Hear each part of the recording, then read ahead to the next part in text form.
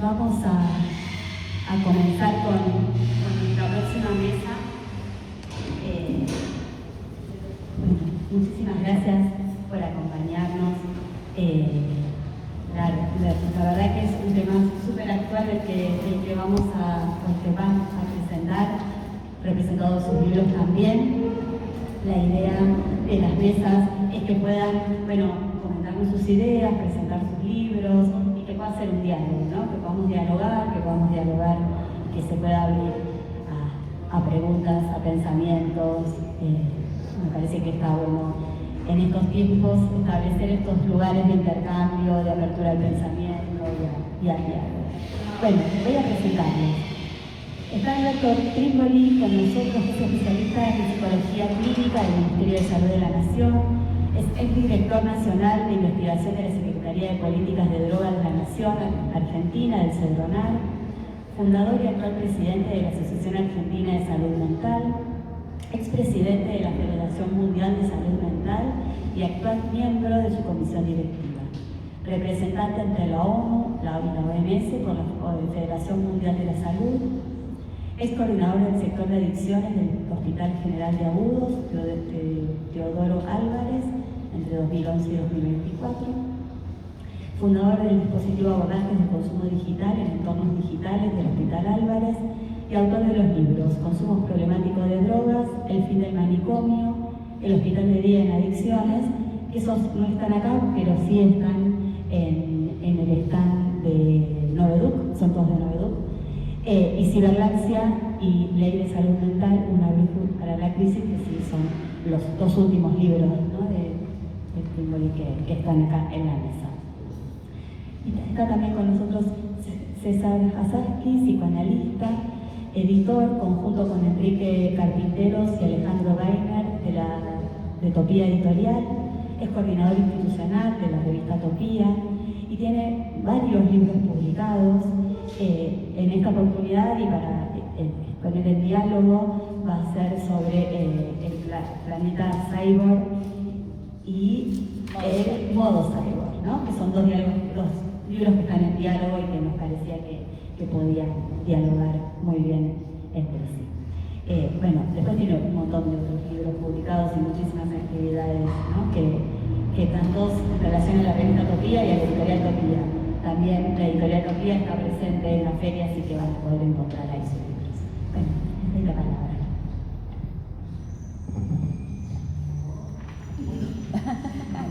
No se puede. Bueno, muchas gracias. Gracias por la invitación. Un gusto compartir la mesa acá con compañeros. Es un tema.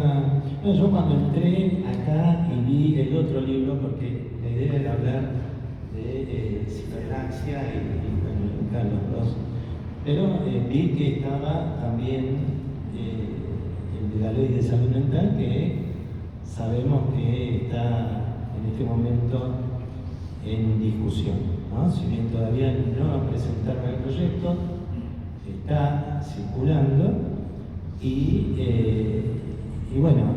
de alguna manera atraviesa nuestras prácticas y atraviesa nuestras vidas. ¿Por qué? Porque la Ley de Salud Mental es una ley de protección de derechos, no solo para quienes por ahí están transitando un problema de salud mental, sino para el resto también que podría llegar a atravesar. Fíjense ustedes que una de las modificaciones de la ley, porque lo vienen queriendo hacer desde antes de la aprobación de la ley, es modificar el término padecimiento mental por enfermedad mental, trastorno mental, de acuerdo a los manuales de clasificación. Esto que parece una tontería, uno diría, pero cambia. Esto es lo que significa que la mayoría de la población argentina quedaría por fuera de la protección de la ley. Porque lo que hace ese cambio es dejar por fuera todos los digamos, los sufrimientos psíquicos que no necesariamente son cuadros psicopatológicos. Digamos, uno tiene que agarrar no es el DSM, porque ahí tuvieron un poquito, bueno, por un lado nos vamos de la OMS, pero tomamos el 100 que es de la OMS, ¿no? Lo que conviene lo agarramos, lo que no. Entonces, hoy y cualquiera, tanto en dispositivos estatales, como prepagas, como otras sociales, si alguien tiene, no sé, un problema de pareja, un duelo, o lo echan del trabajo y está triste, cualquier cosa que uno puede pasar en la vida, hoy uno pide un turno y se lo tienen que dar. Si este cambio se produce, quedamos afuera. Y va a haber dos como dividido en dos, ¿no? Para ricos y pobres. Porque si yo tengo una clínica psiquiátrica, no me importa si el que viene a pedir tiene un trastorno psiquiátrico. Lo está muy bueno. Pero en cambio, aquel de los sectores vulnerables, le van a decir, no, señora, mire, acá la ley dice, usted tiene una psicosis, tiene una depresión mayor, tiene... No, bueno, eso y muchísimas cosas más que no es el caso. Quería simplemente traer este punto, que además es la manicomialización, la vuelta de los manicomios, la destrucción del Hospital General como uno de los dispositivos para internaciones breves, bueno, todo esto. Entonces, decía que nos atraviesa y también atraviesa, que vienen en línea con las políticas de destrucción de nuestros derechos en este momento. Porque a veces uno cuando dice estas cosas, por ahí alguno es ideológico, simplemente hay que leer y hay que ver lo que se aprueba para darse cuenta que no es, sí, también es ideológico, digamos, tenemos diferencias, pero y a veces me sorprende que trabajadores, por ejemplo, estén de acuerdo, por ejemplo, con la modificación de la ley laboral, por ejemplo, los trabajadores, ¿no? Porque nos hicieron creer que cada uno de nosotros, en forma individual, somos los únicos que trabajamos, por ejemplo, ¿no? Yo soy el único, los demás son unos vagos, y entonces esta ley tiene que ser para esos, ¿no? Sin pensar que lo afecta también, ¿no? Bueno, también, pues como decía antes, y yendo al tema de lo digital, tengamos en cuenta que es legal en la Argentina desde hace unos meses que los chicos mayores de 13 años puedan, entre comillas, invertir en esas aplicaciones. Eso, digamos, así como alguien ingenuo podría decir, ¿por qué no los chicos no van a aprender a ahorrar, invertir, ¿no? Bueno, yo creo que soy de los más viejos acá. Y antes teníamos las libretas de la caja de ahorro, ¿no? Donde uno podía comprar una estampilla y la pegaba y después la llevaba al banco y eso tenía interés y todo eso. Pero hoy las cosas cambiaron y lo digital ha cambiado también la forma en que nos manejamos en ese punto. Por ejemplo, no es que un chico de 13 años puede comprar $1 y bueno, sube, baja más o menos, o a plazo fijo. No, hoy son apuestas. Hoy esas aplicaciones no es que yo compro una criptomoneda y sube y baja el mundo, sino que yo lo que puedo hacer es apostar a ver si sube o baja. Y puedo también ganar o perder el doble, el triple o 5 veces más o 100 veces más si sube o baja. Es decir, que puedo llegar a ir ganando poquito, pero si pierdo todo. Es así como está funcionando. Y los chicos mayores de 13 lo están haciendo. Yo siempre cuento, pueden sorprenderse como me sorprendí yo. Un papá me llama para que atienda a su hijo porque estaba en ese mundo de lo digital y que había perdido $150.000 el chico. Bueno, se asustó y bueno, y aceptó, un chico de 19 años, ¿no? Con cosas que la verdad todavía me cuesta entender, porque a los adultos nos cuesta entender y no podemos acompañar a los chicos, a las chicas, porque no lo entendemos. Este chico estaba en un juego que uno era como también la oferta de mercado, ¿no? Entonces este chico compraba, por ejemplo, armas, ¿no? Armas de mentira para el juego, y por ahí subía la demanda, bajaba la demanda, entonces una que había comprado a $1.000, de repente valía $3.000, ¿no? Pero podía pasar también, como no es un juego legal, que por una corrida, o no sé cómo le llaman, todo se caiga. Entonces, toda esa inversión que tenía en armas, ¿no? La perdió. Ese tipo de cosas, sin control, sin ningún tipo de... vos interrumpime si querés, que me interrumpa si querés. Y vos también.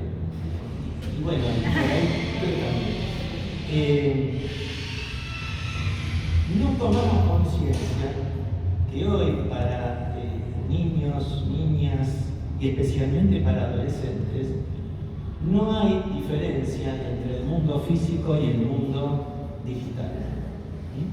Bueno, sin ir más lejos podemos ver, no sé, seguramente vieron Adolescencia, la serie, cómo de qué manera, ¿no? Todo estaba transcurriendo en la red, en lo digital, y los adultos tranquilos porque el chico estaba en su dormitorio, pero que además nos muestra también la serie, esto que yo decía, que no entendemos, no sé si los que la vieron, pero hay una parte en la que el detective, ¿no? Había abierto el celular del chico acusado o de la chica que había sufrido lo que, bueno, después no sé si la van a ver o no, y nada, no encontró nada raro ahí. Y entonces su hijo, que era compañero también del colegio, le dice: papá, me da lástima, no estás entendiendo nada.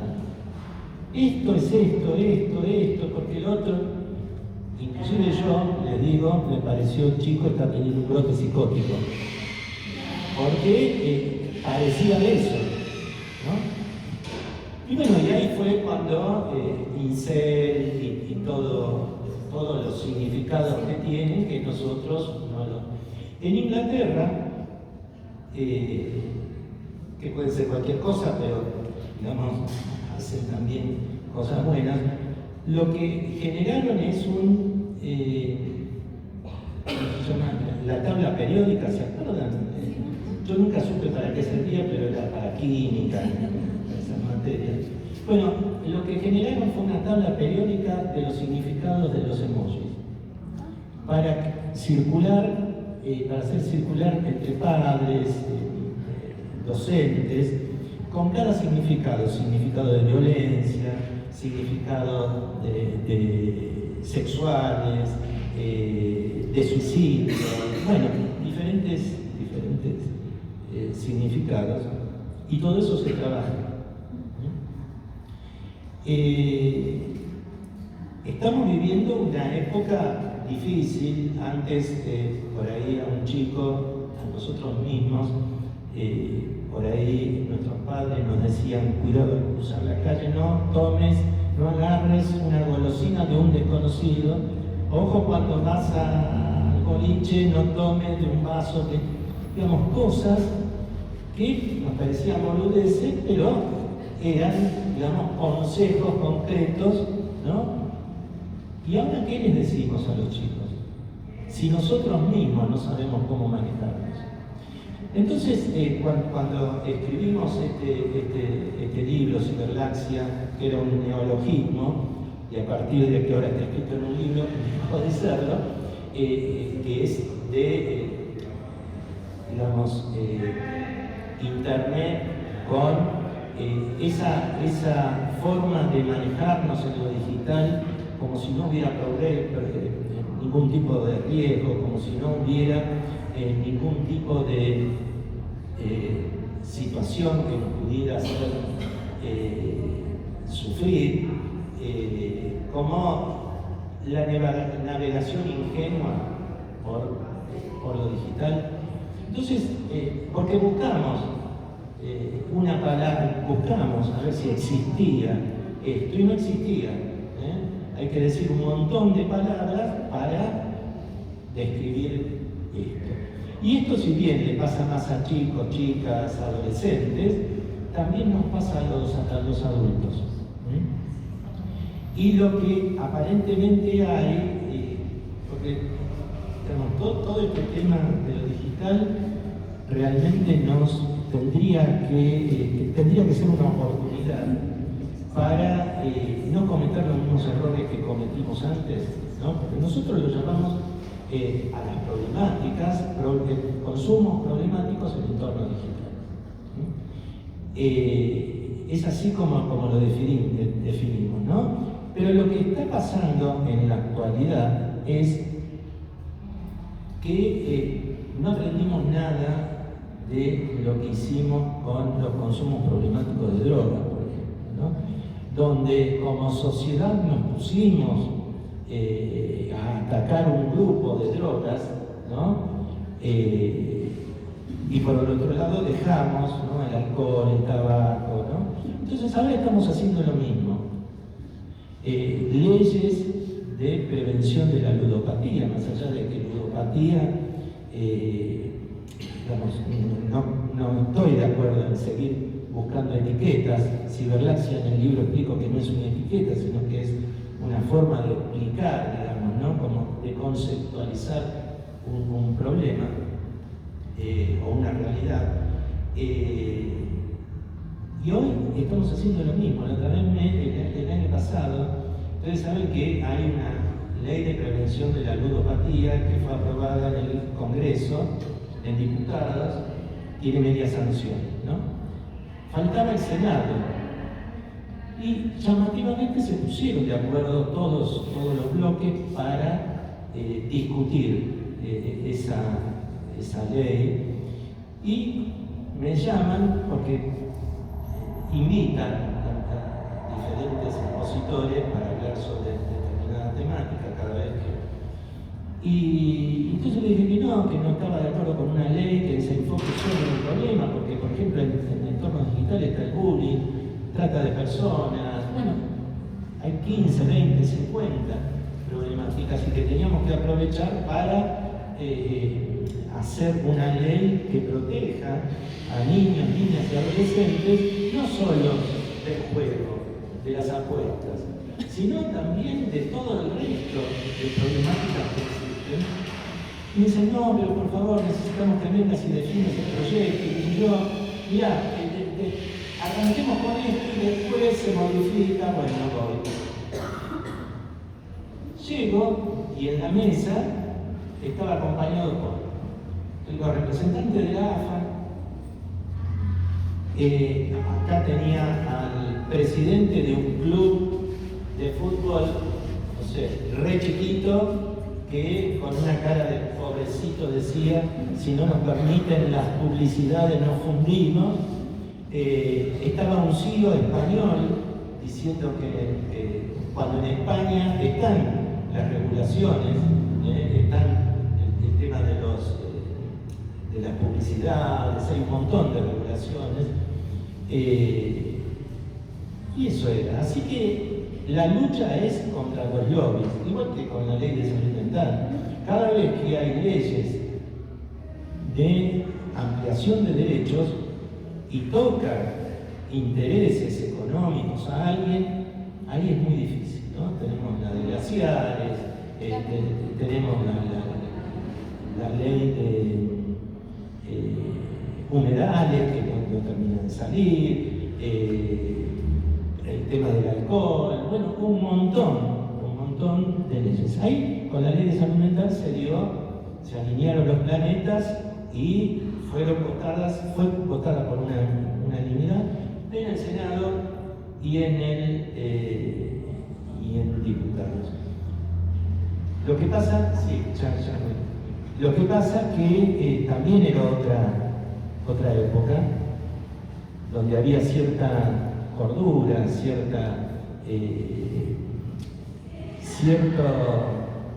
digamos, si bien había diferencias políticas, no había esto, más como soy, ¿no?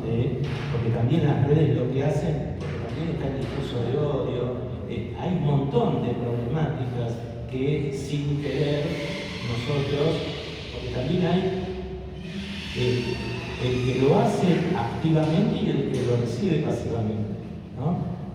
Entonces, no había, era una sociedad, aunque en ese momento no parecía también horrible, era una sociedad en la que se podía discutir y no estaban las redes que influenciaban todo el tiempo con esa cámara de eco que todo el tiempo me llega lo que yo pienso, ¿no? Me refuerza lo que yo pienso y todavía, digamos, la amplía. Así que bueno, nada, después llamamos, le paso. Gracias. Empezamos un poquito más tarde, así que tenemos la idea era más o menos que pudieran hablar 20 minutos cada uno y después ¿Cuánto tiempo? 15 a 20 minutos. Bien, gracias.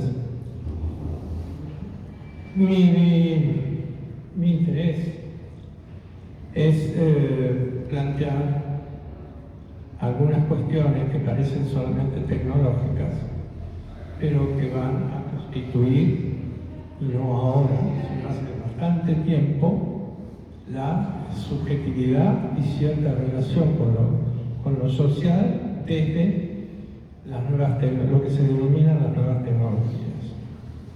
Si ustedes me permiten, el primer asunto es que por primera vez en la historia de la humanidad, el ser humano, digo ser humano en el sentido de la producción, ¿cierto? Pero no solo. Bueno, el ser humano ha envuelto el planeta con un celofán comunicativo. Ese celofán comunicativo, al que yo denomino placenta mediática, es por primera vez produce la hiperconectividad y la instantaneidad.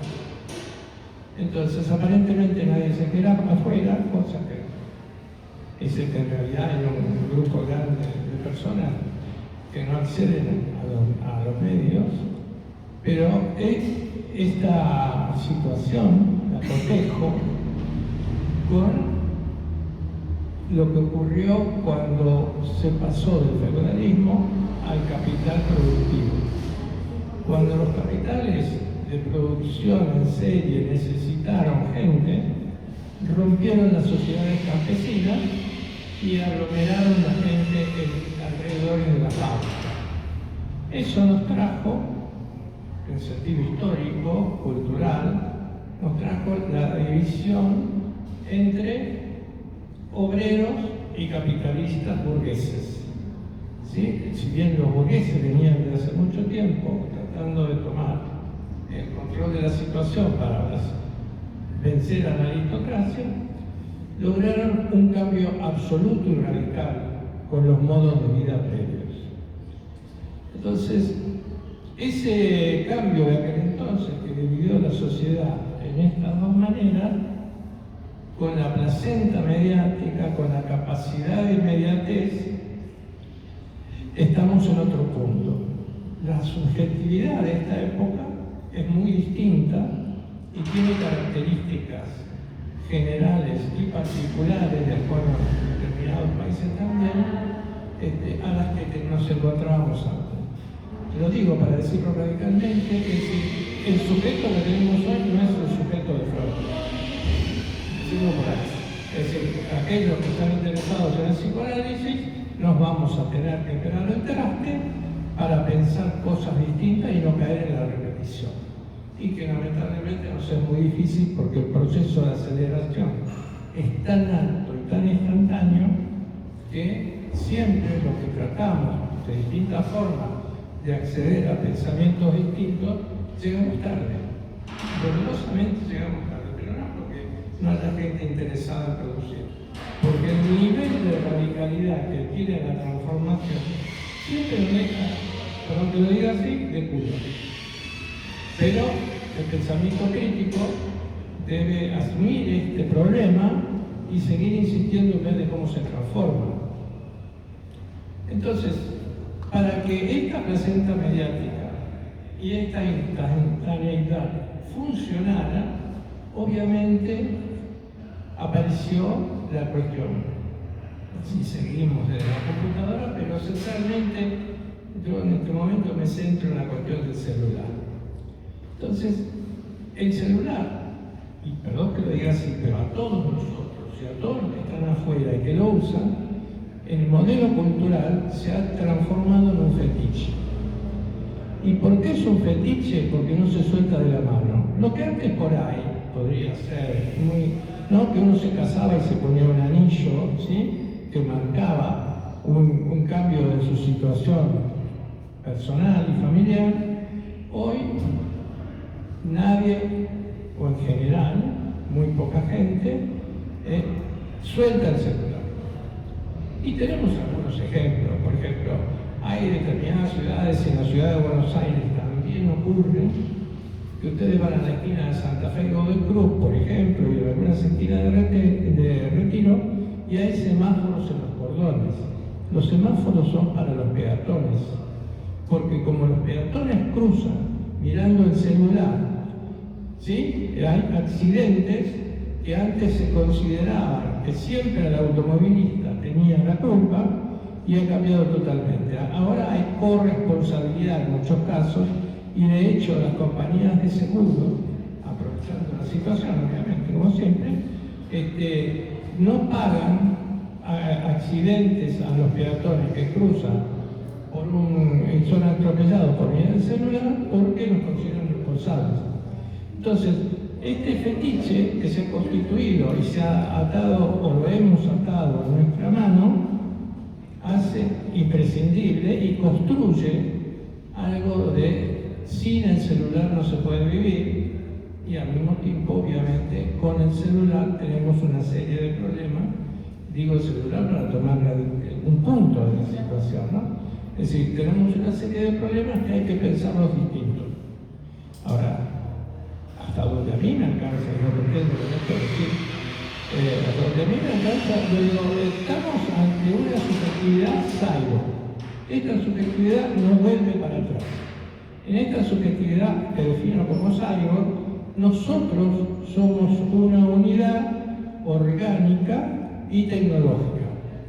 De hecho, cualquiera de nosotros, ya lo sé, explicarlo, decirlo es tonto casi, la angustia que nos produce que nos roben el celular, o que salgamos de casa sin el celular, o que llamemos a alguien, en realidad nos llamamos, nos mandamos un WhatsApp, y que es importante para nosotros, no contesta, las fantasías que tenemos son fantasías catastróficas.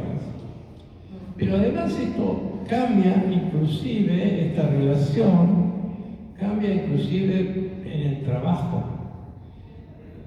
Podemos, la primera cuestión con el trabajo es que ha modificado que ya no hay fábrica, aunque las haya, sino que aparece por una determinada cuestión el trabajo virtual y la cuestión de la separación de los grupos de trabajadores en seres aislados.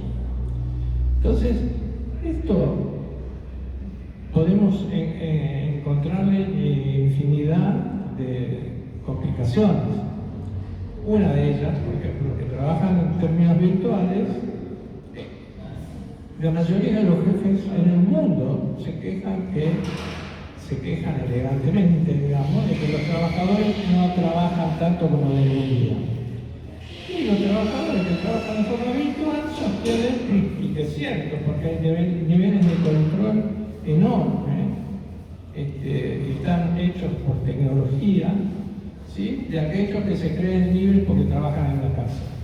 Y en la realidad tienen un nivel de control y lo que podríamos decir, planteaba Beta, después Foucault, es decir, las sociedades de control han entrado en un estado que no conocimos nunca, porque antes no había la posibilidad de que la placenta ocupara a todo el mundo y ocupara a cada uno de nosotros. Por ejemplo, nosotros podemos creer que elegimos los reels que vemos, que dicho sea de paso, se va modificando la relación entre el uso del televisor y mirar reels, ¿no?, para pensar, no para decir si está bien o está mal, para pensar. Primero fueron estudiados por un argentino cuando los primeros celulares, y lo primero que estudió este argentino es las páginas porno. En las páginas porno fue descubriendo cuáles eran los temas de interés y cómo manejaban los usuarios sus manos. Hoy deben saberlo, porque creer que no, es decir, no hay esa cosa de que nosotros movemos el dedito solos. Sí, movemos el dedito solos, pero si yo me salgo de lo que estoy viendo una cosa, me van a aparecer 3 más de lo mismo. Y si me quiero ir, me van a tirar otra, mucho más atractiva para que yo me quede dentro de eso. Entonces, hay una combinación aparentemente digo rara, pero es un sueño de los grupos de poder. Es decir, el máximo control, que es yo con mi celular me comunico con esto, hago lo otro, con el supuesto máximo de individualismo que hemos conocido en la humanidad. Individualismo quiere decir eso que los grandes capitales del mundo, sobre todo los yanquis, han sostenido que el hombre se realiza solo a sí mismo y que lo comunitario no existe. El presidente Milei es un claro ejemplo de esto, un claro ejemplo. No voy a decir la barbaridad que dice, pero es un claro ejemplo, ¿no? Entonces, el punto de articulación entre esta hegemonía mundial y un modo de estar en el mundo, necesitamos, sobre todo los que trabajamos en ciencias sociales, necesitamos ejercer distintas formas de pensamiento crítico para ver de qué manera se produce, tanto en el plano terapéutico como en el plano comunitario, propuestas, ideas y todo lo que nos permita generar comunidad. Cuando las comunidades se transforman solamente en redes, son lugares sin cuerpo. Cuanto más los cuerpos se alejan entre sí, hay menos comunidad. Comunidad desde la versión de mi propio cuerpo. No es lo mismo que yo agarre y le diga a un tipo que está en Australia que es un fascista hijo de puta, porque puede decir que yo soy un comunista de mierda, me embalo, me atraviesan las pasiones, pero no es lo mismo que estar en una discusión en este lugar como estamos ahora. Es decir, hay una separación en esta ilusión mediática que genera que es más cómodo y más fácil mandar un WhatsApp que hacer el trabajo de encontrarse con alguien para algo. Salvo que este algo sea en el orden de lo espectacular. Podríamos poner, bueno, vamos a ver al mejor cantante, vamos a 80.000 personas. Pero eso es un espectáculo, no es un encuentro. Y tenemos historias dentro de esto que lo demuestran, de cómo se utiliza el espectáculo para seguir favoreciendo la conexión con el mundo virtual y la relación con esto. Recuerdo que la idea de fetiche, tanto en Marx como en Freud, habla de un objeto absoluto que cumple con todo y me llena, cosa que no es cierta, pero parece que no podíamos llegar al último escalón de decir esto no es cierto, no para romper el celular, sino para ver si lo podemos usar más como una herramienta y no como un fetiche. Por ahora no podemos. ¿Sí? Asumir eso, creo yo, que es el mejor principio, no para rendirse, sino para saber de dónde podemos empezar. Por ejemplo, lo de las apuestas. ¿Quiénes son los propagandistas de las apuestas? Los ídolos, por ejemplo, Diego Martínez.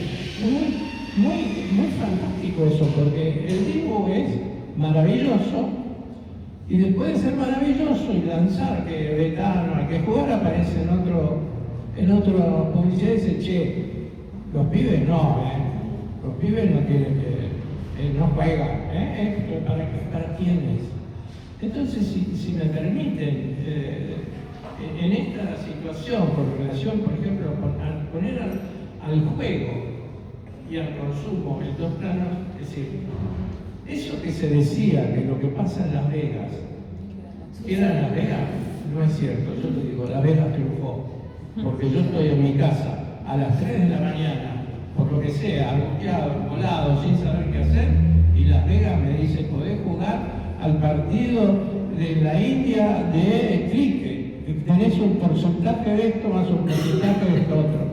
Entonces Las Vegas está en mi mano. ¿Sí? Y eso es uno de los triunfos más terriblemente absolutos de la demostración de que lo que puede en invitación al consumo capitalista y cómo esto lleva de distintos lugares a distintas adicciones. Como el consumo, cuando consumir es necesario, el consumismo es otra cosa. El consumismo es creer lo mismo que con el fetiche, que yo comprando 3 o 4 cosas en el medio de mi insomnio puedo resolver una situación. Lo que te digo es que mañana al otro día va a venir alguien y dentro de un mes voy a tener que pagar un montón de guita. Debo porque ese estado de inseguridad, infelicidad, etc. Estamos bien. Entonces, mi planteo es desde ahí. No renegar la situación, no generar ilusiones, sí seguramente insistir en que hay que formas de luchar, que sí son formas de producir pensamiento, de producir críticas, y entender que con este fetiche todos nosotros, aquellos que somos laburantes, digamos, liberales, pero no solo eso, trabajamos más. La cuestión del trabajo en todas las profesiones y en todos los trabajos ha aumentado un 20% desde que apareció la libertad del trabajo en casa. Muchas gracias a los dos. Bueno, ahora el momento del diálogo. Yo quería preguntarle, bueno, agradecerle a los dos. Sí, para. Bueno, yo soy Margarita Melasini, psicóloga también. Quería agradecerles a los dos y preguntarle a César, vos decías esto de lo digital, cómo digamos, afecta a la subjetividad.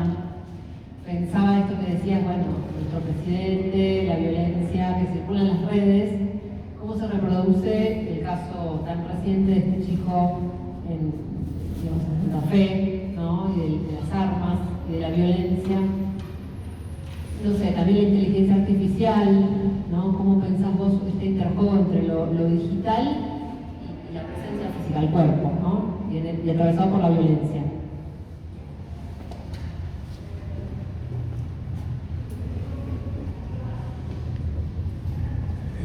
Primero, insistir, no pienso lo digital lo pienso como que sin un fetiche en la mano, que nosotros seguimos creyendo que tenemos ese aparatito adosado al cuerpo que dejó de ser una herramienta y se transformó en un fetiche. Es decir, ya ahí, si partimos de esa idea, si me permiten partir de esa idea, la complejidad del tema pasa por ahí. Ahora, lo que estamos viendo, porque además de lo que pasa particularmente en cada país, lo que estamos viendo es que las situaciones de odio han aumentado. Y si hablamos de lo de Santa Fe, hace unos 5 años, había un chico de Entre Ríos, un chico de 15 años que estaba induciendo al suicidio a otros chicos en España. En la época de la ballena azul, ¿se acuerdan? Que después empezó a mirar detergente y todo eso. Bueno, entonces, lo que pienso sobre eso es que hay digamos, un envión, para decirlo así, que sin cuerpo yo puedo matar a más personas, me puedo conectar más con matar, aunque no lo haga, pero sí habilitar que si la matan. Y volvemos a la época de la dictadura, ahí algo habrán hecho, pero nada más que más universal.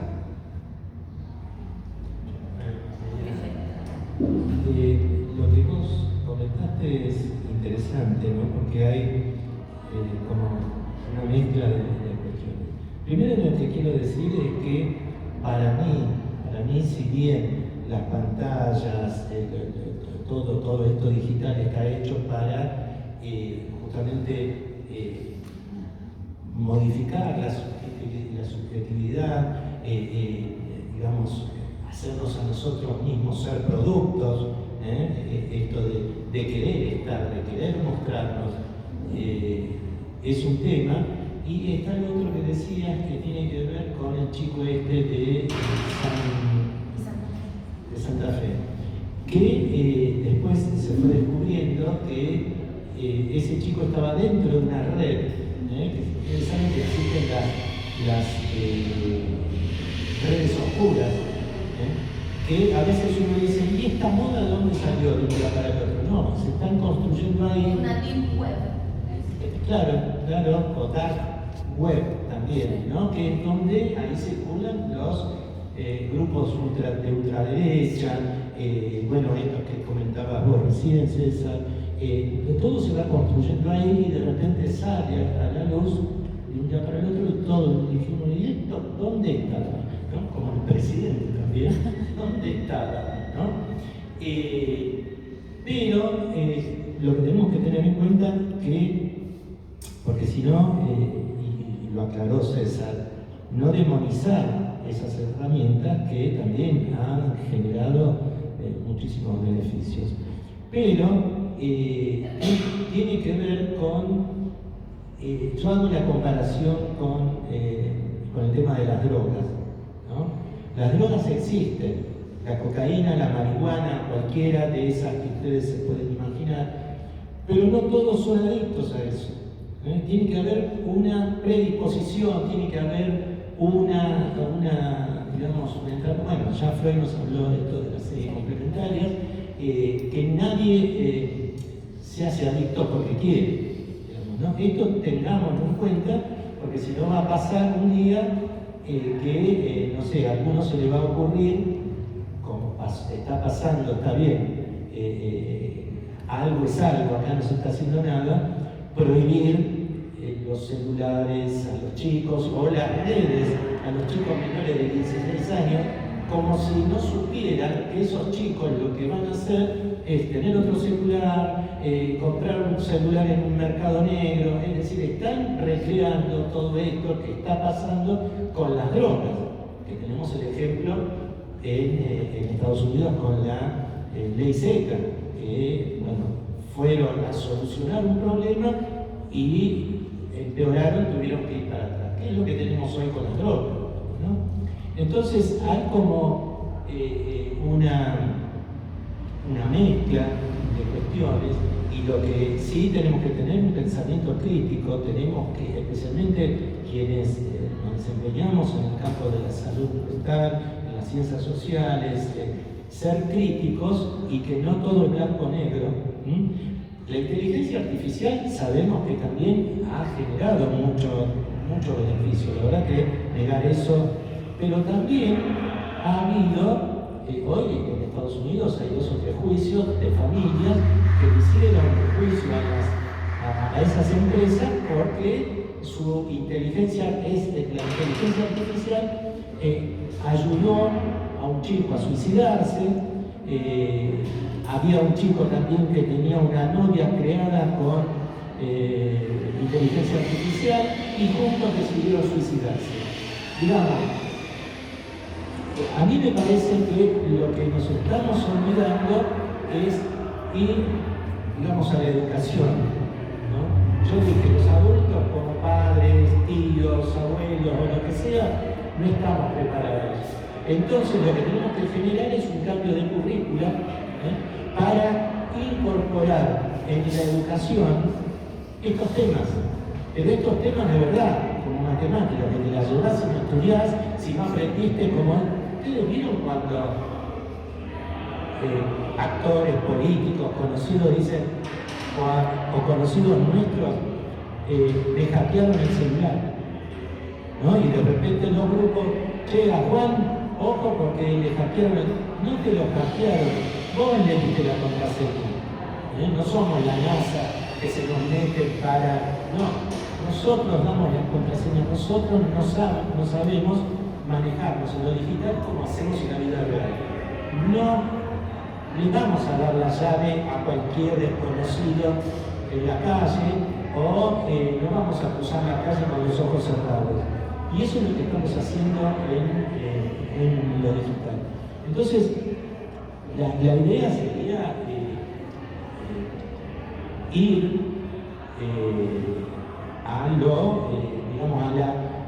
al pensamiento crítico y que no todo es blanco o negro, porque si no estamos yendo. ¿Alguna otra pregunta, comentario?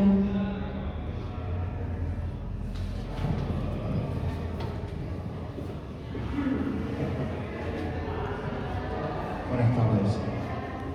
En mi consulta un poco va a esto que venían comentando y también a lo que es la violencia en el colegio. Entonces es como que hago la pregunta. Hago mi consulta y la abro en dos preguntas, ¿no? Esto que tiene que ver con la violencia, con el tema del juego, con el tema de este fetiche que bien decía del celular. Por un lado, desde nuestro lugar de consultores del trabajo individual, cómo poder luchar contra lo que ustedes mencionaban, ¿no? Estos lobbies que constantemente hacen estas propagandas a través de ídolos que tienen mucho que ver con las identificaciones de los adolescentes, ¿no? Y por otro lado, también otra cuestión que tiene que ver con lo que mencionaba recién la colega, este último suceso de San Cristóbal, y que varios docentes me relatan que hay muchas escuelas donde en algunos casos hay un gabinete, donde hay un psicólogo para una currícula de 400, 300, 500 alumnos, y en otros ni siquiera hay un gabinete. Digo, ¿cómo poder trabajar desde ese lugar?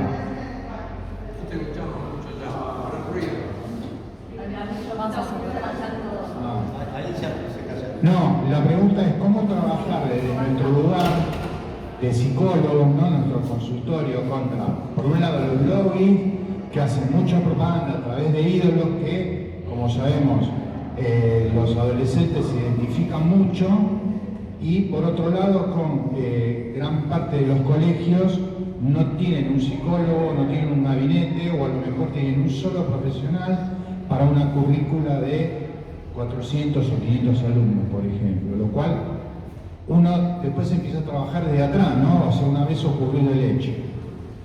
Gracias.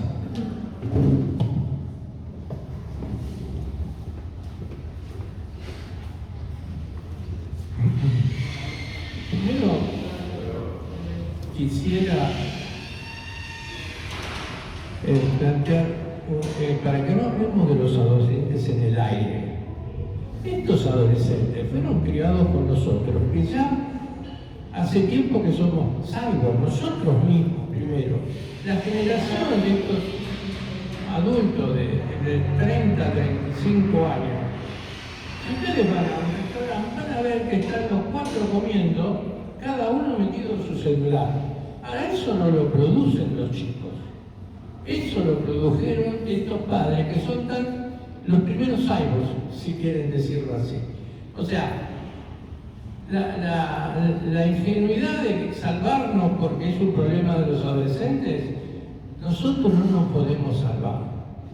Si no hicimos algunas cuestiones porque creíamos que eran cómodas, no nos podemos salvar echándole la culpa a los adolescentes de lo que pasa. Nos tenemos que meter en esa bolsa y repartir la mierda de la mejor manera posible sin culpar a nadie y pensar. Y pensar quiere decir este problema que uno trae, ya sea en la práctica individual o en la práctica colectiva. Hace más o menos 6 meses un grupo de escuelas de la zona norte de Buenos Aires sacaron una declaración que prohibían los celulares. Todas escuelas de guita. Resulta que en el comunicado, pero increíble, para mí me parece increíble, decían que se dieron cuenta que por eso los chicos no jugaban en el recreo juntos. Pero le digo, ¿dónde estaban esos docentes? ¿No salían al recreo? ¿Se metían en una cueva? ¿Dónde vivían? Sí, todos los chicos metidos en ese asunto. Ahora se le agrega que además de estar metido en el celular, es colaza. ¿Sí? O sea, yo le preguntaba el otro día a un chico de 14 años, che, le digo, ¿cómo es la cosa en tu año? En la privada, no, ¿cómo es la cosa en tu año? Me dice, la fila de atrás están jugando todo el tiempo, apostando. ¿Sí? Pero ese chico fue a comer o en su casa, ¿sí?, a una familia donde no se hablaba, aunque se dijera algo, no se hablaba. ¿Sí?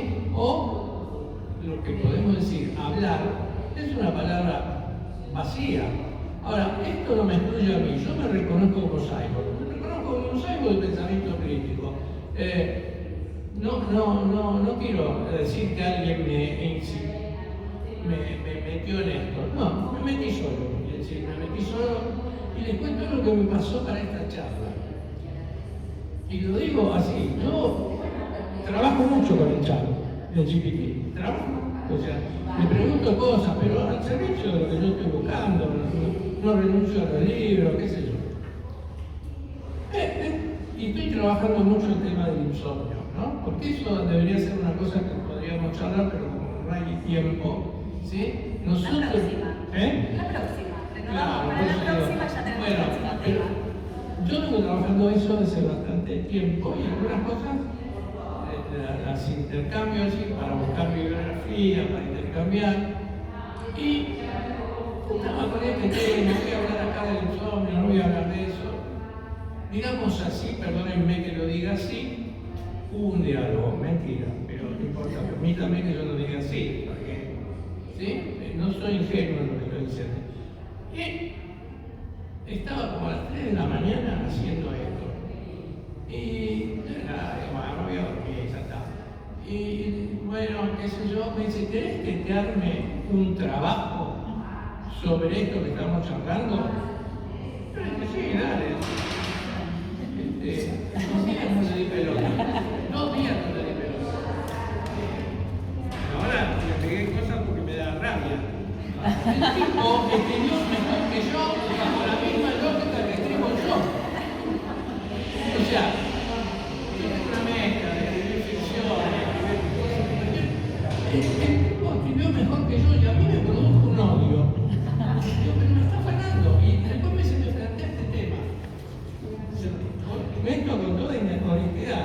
Digo, si yo leo esto, la charla es genial. Ahora, ¿de quién es esto?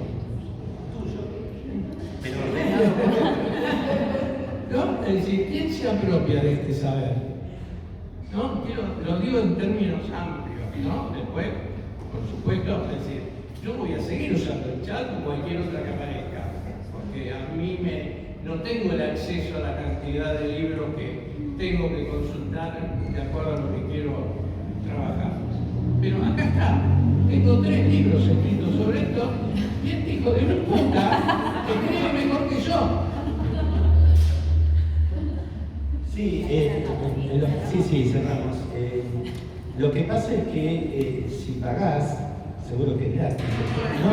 ¿No? bueno, entonces ponele que no tenga memoria. Entonces te vas a joder. No, porque nos va conociendo y finalmente somos nosotros los que lo ordenan, ¿no? Y aparte puede ser adictivo porque ustedes preguntan, no sé, decime algo sobre Planeta Seba. Y les ponen 5 o 10 renglones, y yo dice, ¿querés que te busque otros temas relacionados con eso?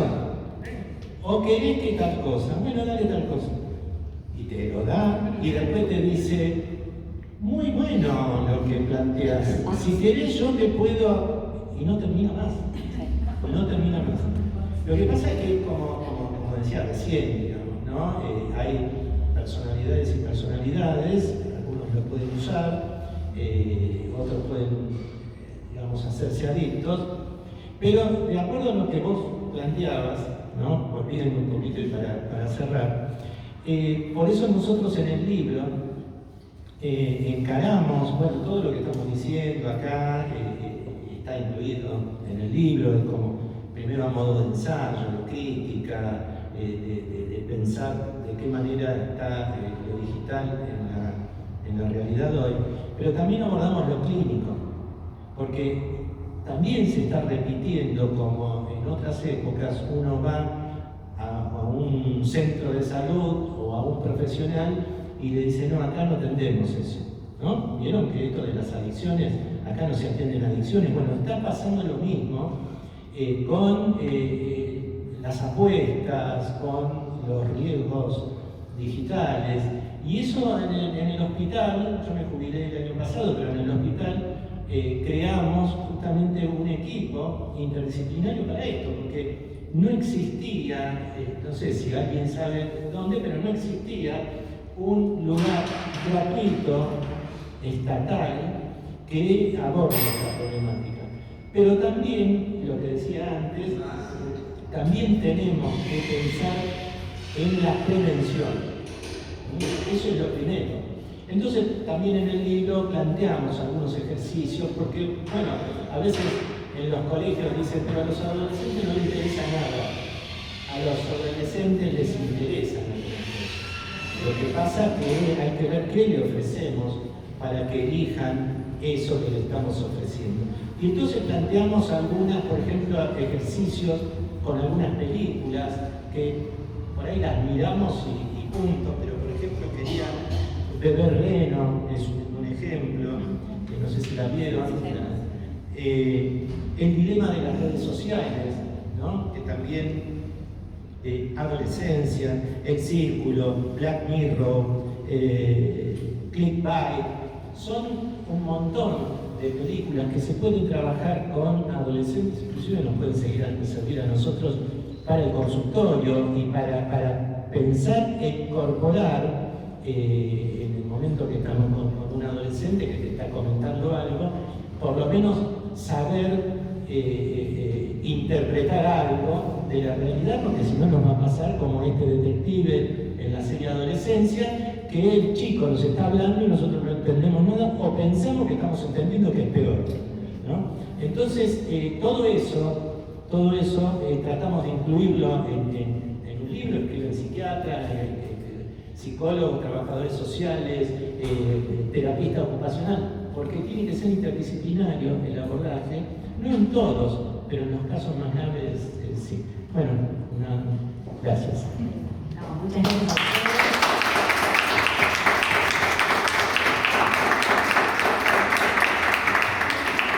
Ponernos más críticos, ¿no? Y poder seguir pensando en estas cuestiones. Bueno, paso el chivo de los libros. Los libros de Alberto están en la editorial Novedú, que es justo al fondo, y ahí está el Novedú, que es donde van a estar los libros de estos dos y también los otros que nombramos al principio. ¿Puedo pasar un chico? Sí. No sé, seguramente algunos conocen el Congreso Argentino de Salud Mental que organizamos desde hace 22 años, que siempre lo hacemos la última semana de agosto en el Hotel Marriott, así que bueno, están todos invitados y esperamos ahí. Ahí vamos a presentar el libro de la Ley de Salud Mental con Leonardo Gorbas, lo estamos presentando, pero bueno, ahí lo vamos a presentar también. Y vamos a incluir también una mesa con la autora del libro y de donde se basó la película, 27 noches, que bueno, que también tiene que ver con el tema de la ley de salud mental. Nada, no. Gracias. No, muy bien, es la hora de los chicos. Y los libros de César están en la editorial Topía, que está, uno entra y acá cerquita a la izquierda van a encontrar la editorial Topía, que están estos libros y las otras libros de Topía. ¿Algún chivo que...? También va a estar la editorial Topía en el Congreso como todos los años. El chivo podría ser que volver a que hay que pegarse entujes, pensar, no aceptar, yo creo, porque nosotros como agentes de salud tenemos muchos estereotipos, pensamientos que son fundantes, pero que hoy son viejos. Viejos no en el sentido de no dan respuesta. Aunque podemos partir desde ahí, pero hay que buscar algo de lo que se está produciendo acá. Otras cosas. Bueno, muchísimas gracias.